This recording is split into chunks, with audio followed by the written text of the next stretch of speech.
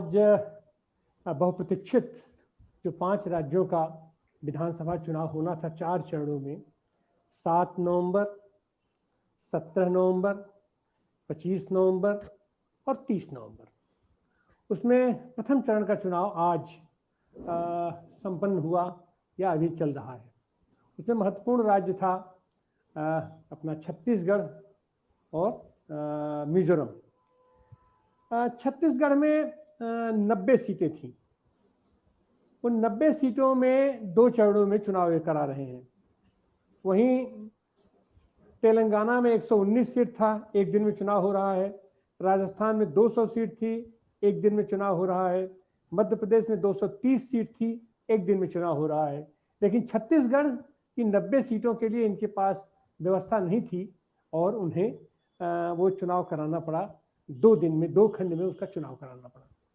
और उस चुनाव से इनकी क्या आकुलाहट है, सत्ता पक्ष कितना भयभीत आतंकित है, उसको इससे आप हम उसको देख सकते हैं कि 2 दिन पहले भूपेश बघेल के ऊपर ईडी का छापा पड़ा। उनके ऊपर आरोप लगाया गया कि ये महादेव ऐप है, इसके चलते वो दुबई से अपना किसी आदमी ने जो इनका सरकारी गवाह बन गया है, उसने कहा कि हमने भूपेश बघेल को 508 करोड़ रुपए का भुगतान किया और उसको लेकर के भूपेश बघेल पर इन्होंने दबाव बनाने की कोशिश की और शायद यही चाह रहे थे कि 2 चरणों में भी चुनाव करा करके शायद इनका मन नहीं भर रहा था, तो ये था कि भूपेश बघेल को पहले गिरफ्तार कर लो, उससे हतोत्साहन हो जाएगा और अपना उसके चलते वहां का चुनाव प्रभावित हो सकता है। माने एन केन प्रकारेण इनको सत्ता हासिल करनी है।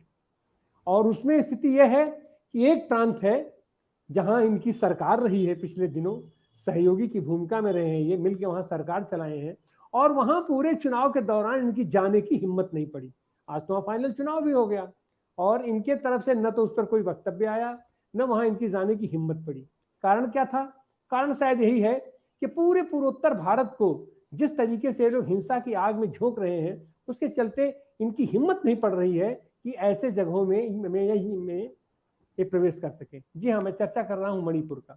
मणिपुर पिछले 5-7 महीने से जल रहा है, वहां आग लगी हुई है, भीषण गृहयुद्ध की आग में इन्होंने झोंक दिया है। क्योंकि और मैतेई समुदाय के बीच में नफरत की आग इस तरीके से फैला दिए हैं और एक तरीके से इनको सूट करता है कि अब तक तो ये अपना मुसलमानों के ऊपर कर रहे थे अपना प्रयोग, उनको उपेक्षित कर रहे थे, अब इनका टारगेट ईसाई भी बन गया है और उसके चलते हिंदुस्तान से लेकर के इजराइल तक, फिलिस्तीन तक ये अपना जाल बिछाने की कोशिश कर रहे हैं।